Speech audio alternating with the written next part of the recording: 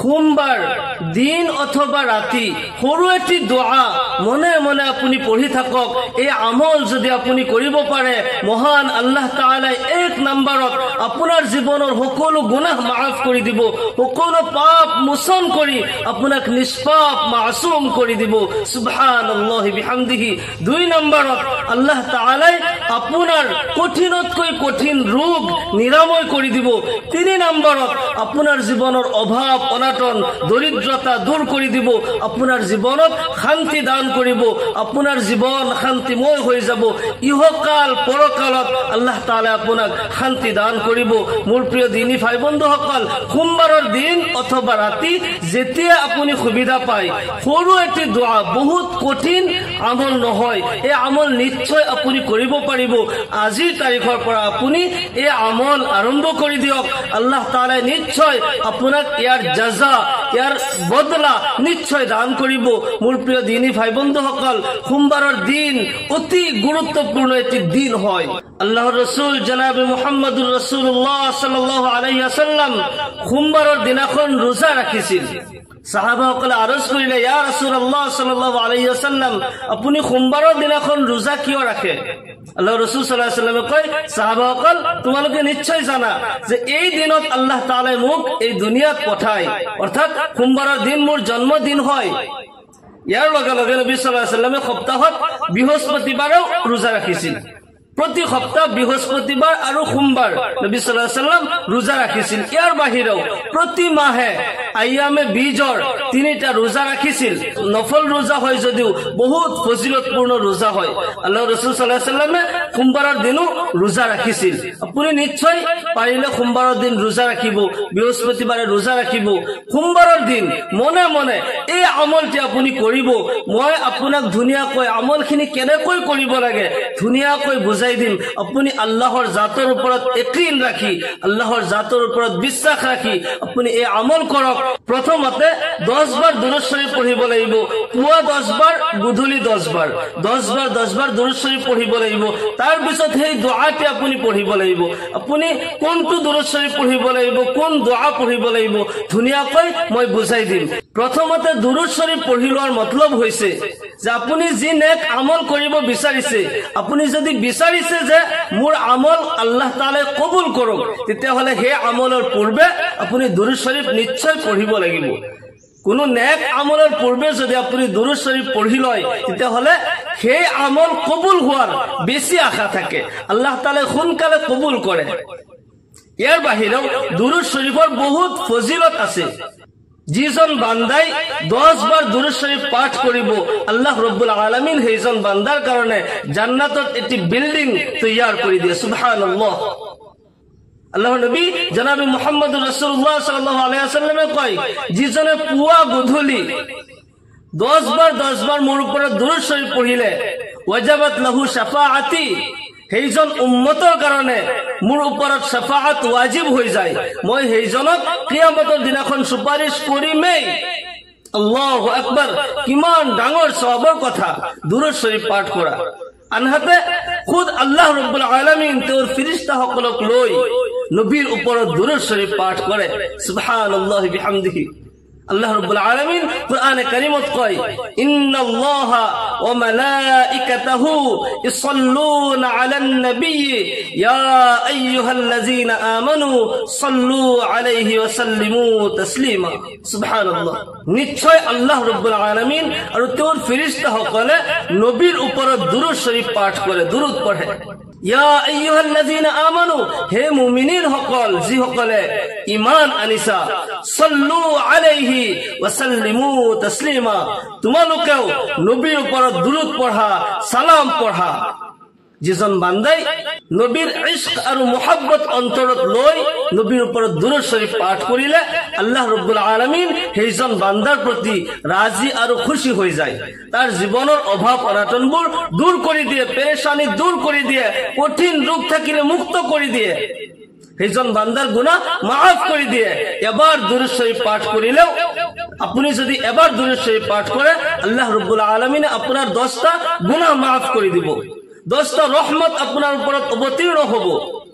আপোনাক আল্লাহ তাআলাই 10টা মৰ্যাদা দান কৰিব আপোনাৰ নামে আমলৰ পৰা 10টা গুনাহ মাফ কৰি 10টা নেকি দি পৰিপূৰ্ণ কৰি দিব আল্লাহু আকবাৰ দুৰূদ শৰীফৰ কিমান ফজিলত সেই কাৰণে আমল কৰাৰ পূৰ্বে নবীৰ মহব্বত অন্তৰত নবীৰ মহব্বত আৰু ইশক লৈ আপুনি দুৰূদ শৰীফ 10 বাৰ পাঠ কৰিব প্ৰতিজন মুমিন মুছলমানৰ অন্তৰত নবীৰ মহব্বত থাকাটো জৰুৰী হয় যিজনে নবীক বেছি মহব্বত কৰে তাৰ ঈমান সিমানে শক্তিশালী হয় তাকতৱাৰ হয় সুবহানাল্লাহ আপুনি নবীক যিমান বেছি মহব্বত কৰিব তেতিয়াহলে জানিব যে আপোনাৰ ঈমান সিমানেই মজবুত আৰু তাকতৱাৰ হয় মোৰ তাজৰবা মতে পৃথিৱীত এনেকুৱা কোনো মুমিন মুছলমান নাই যাৰ অন্তৰত নবীৰ মহব্বত নাই এজন মানুহ হয় যে তেওঁ হ'ব পাৰে যে নেক আমল ভালকে নকৰে বা কৰিব নোৱাৰে বহুত নামাজ পঢ়িব নোৱাৰে ৰোজা ৰাখিব নোৱাৰে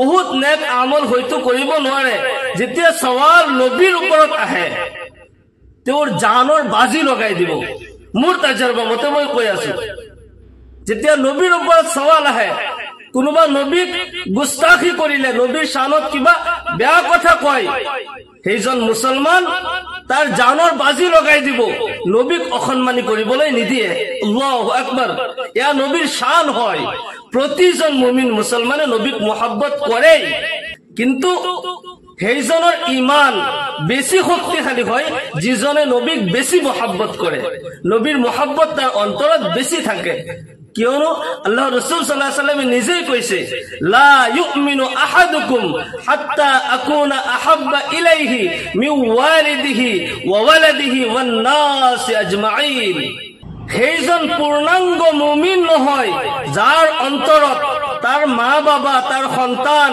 পৃথিৱীৰ সকলো মানুহ সকলো বস্তুতকৈ বেছি মহব্বত নবীৰ মহব্বত নাথাকে অৰ্থাৎ যিজনে পৃথিৱীৰ সকলো বস্তুতকৈ বেছি মহব্বত নবীক নকৰিলে সেইজন পূৰ্ণাংগ মুমিন হ'ব নোৱাৰে আপুনি নবীৰ মহব্বত ইশক অন্তৰত লৈ দুৰূদ শৰীফ পাঠ কৰক আল্লাহ ৰব্বুল আলামিনে আপোনাৰ জীৱনৰ পেৰেশানিবোৰ দূৰ কৰি দিব অশান্তি দূৰ কৰি দিব দৰিদ্ৰতা দূৰ কৰি দিব আপোনাৰ জীৱনত শান্তিৰে ভৰপূৰ কৰি দিব আল্লাহ ৰব্বুল আলামিন আপোনাৰ ওপৰত ৰাজি আৰু খুশি হৈ যাব সেই কাৰণে মনত ৰাখিব যিকোনো নেক আমল কৰাৰ পূৰ্বে আপুনি দুৰূদ শৰীফ পাঠ কৰিব আপুনি দোয়া কৰি আছে আপোনাৰ দোয়া যদি কবুল হোৱাৰ আশা আপুনি কৰিছে তেতিয়াহলে দোয়াৰ আৰম্ভণিত আপুনি দুৰূদ শৰীফ নিশ্চয় পঢ়িব লাগিব গতিকে এই আমল কৰাৰ পূৰ্বে আপুনি 10 বাৰ দুৰূদ শৰীফ নিশ্চয় পাঠ কৰিব নবীৰ মহব্বত ইশক অন্তৰত লৈ আপুনি 10 বাৰ দুৰূদ শৰীফ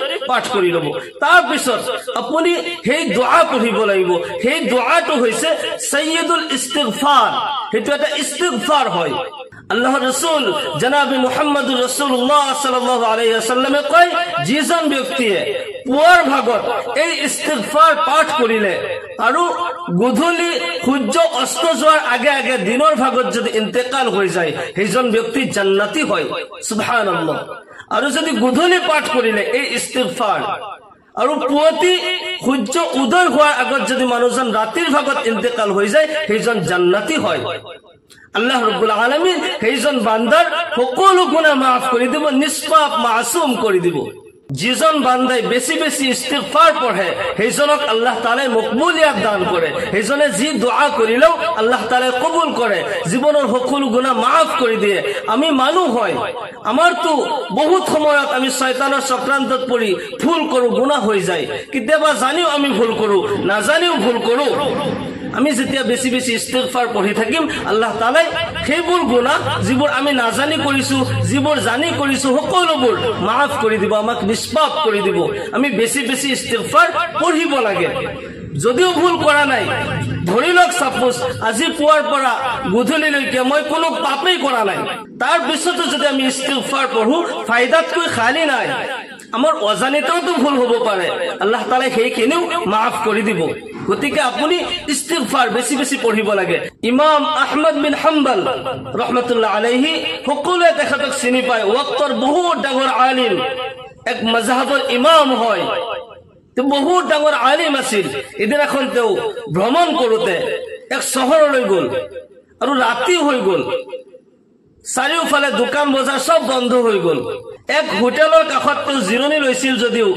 হোটেলৰ গেট বন্ধ কৰিবলৈ তেখেতক তাৰ পৰা ওলাই দিলে তেওঁ ক'ত যাব তেওঁ ফুটপাতেদি খোজ কাঢ়ি কাঢ়ি গৈ আছিল বয়সীয়া মানুহ ঠাণ্ডাৰ ৰাতি ক'তনো যাব কৰবাত আশ্ৰয় লও বুলি ফুটপাতেদি লাহে লাহে খোজ কাঢ়ি কাঢ়ি গৈ আছিল গৈ থাকোতে দেখিলে এজন যুৱক ৰুটি বিক্ৰী কৰি আছে বহুত ৰাতি হৈছে তেওঁ ৰুটিৰ দোকানো বন্ধ কৰিব এনেকুৱা অৱস্থাত ইমাম আহমদ বিন হাম্বল ৰাহমাতুল্লাহ আলাইহি তাতে যাই উপস্থিত হৈছে তেওঁৰ চৌকা জ্বলি আছে তেওঁ বয়সীয়া মানুহ আৰু যুৱকজনক কলে মই অলপ জুই পুৱাও অলপ জুইৰ ওচৰত তাপ লৈ আছিল যুৱকজনে এখেতক চিনি পোৱা নাই এখেত যে জামানাৰ শ্ৰেষ্ঠ এজন আলিম ইমান ডাঙৰ মুহাদ্দিছ এক মাজহাবৰ ইমাম যুৱকজনে চিনি পোৱা নাই নেককাৰ ব্যক্তিসকল যেতিয়া লগ হয় ইজন সিজনৰ লগত কথা পাতে আমলৰ কথাই পাতে দুনিয়াবী কথা নাপাতে নেক আমলৰ কথাই পাতে কি কি আমল কৰে কেনেকুৱা আমল কৰিলে আল্লাহ তাআলাই কবুল কৰে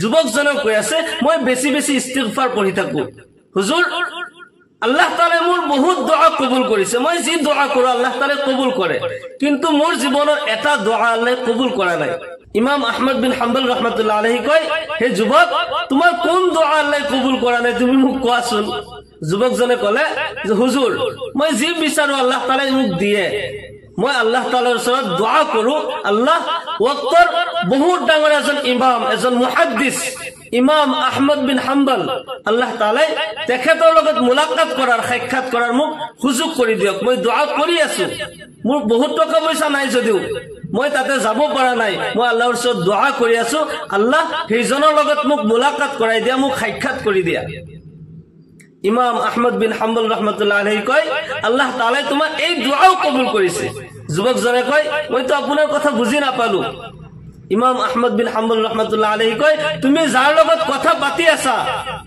সেইজনে ইমাম আহমদ বিন হাম্বল যুৱকজনে কান্দি দিলে আৰু ইমাম আহমদ বিন হাম্বল ৰাহমাতুল্লাহ আলাইহি বুকুত খাবটি ধৰিলে আল্লাহ তাআলাই দোয়া কবুল করে মকবুলিয়াত দান করে আপনি বেশি বেশি যদি ইস্তিগফার পড়ি থাকে আমি বেশি বেশি ইস্তিগফার পড়ি থাকিব লাগে যেতিয়া আমি সময় পাও ইস্তিগফার পড়িব লাগে আমি কিমান গুনাহ কৰো কিমান পাপ হৈ যায় আমাৰ অজানিত বহুত পাপ হৈ যায় সেই কাৰণে ইস্তিগফার আমি বেশি বেশি পড়ি থাকিব লাগে আল্লাহ তাআলাই মকবুলিয়াত দান করে দুআসমূহ কবুল করে আজি আপুনি সাইয়্যিদুল ইস্তিগফার শিকি লওক আৰু এই আমল অকল সোমবাৰেই নহয় আপুনি বেলেগ দিনো যেতিয়া আপুনি সময় পাইছে এই আমল কৰক প্ৰথমতে দুৰুদ শৰীফ তাৰ পিছত সাইয়্যিদুল ইস্তিগফাৰ দুৰুদ শৰীফ যেটা আমি নামাজত পঢ়ো বিসমিল্লাহিৰ ৰহমানিৰ ৰহিম আল্লাহুম্মা সাল্লি আলা মুহাম্মাদ ওয়া আলা আলি মুহাম্মাদ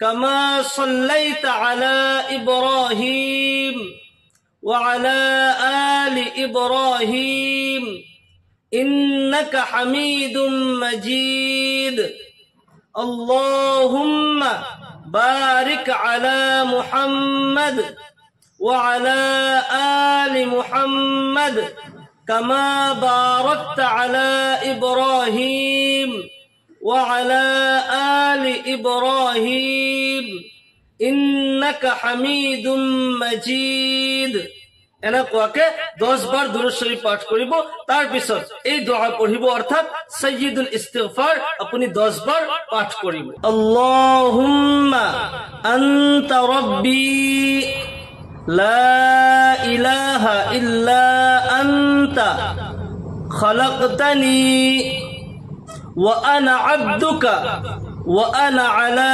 আহদিকা ওয়া ওয়া'দিকা মাসতাতa'তু أعوذ بك من شر ما صنعت أبوء لك بنعمتك علي وأبوء لك بذنبي فاغفر لي فإنه لا يغفر الذنوب إلا أنت এই দোয়া সাইয়্যিদুল ইস্তিগফার আপুনি মুখস্থ কৰি ল'ব। যদি মুখস্থ নহয় লিখি লৈ চাই চাই পঢ়ি থাকিলে এনে মুখস্থ হৈ যাব।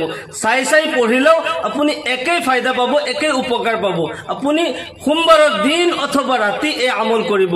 যদি আপুনি সোমবাৰৰ দিনা যদি কিবা কাৰণত নোৱাৰে বেলেগ দিনো আপুনি যেতিয়াই টাইম পায় এই আমল কৰি থাকিব। আল্লাহ ৰাব্বুল আলামিনে নিশ্চয় আপোনাৰ জীৱনৰ অভাৱ অনাটন দূৰ কৰি দিব। কঠিন ৰোগ থাকিলে আল্লাহ তাআলাই মুক্ত কৰি দিব। আপোনাক আল্লাহ তাআলাই জীৱনৰ সকলো গুনাহ মাফ কৰি দিব, আপোনাক নিষ্পাপ মাসুম কৰি দিব।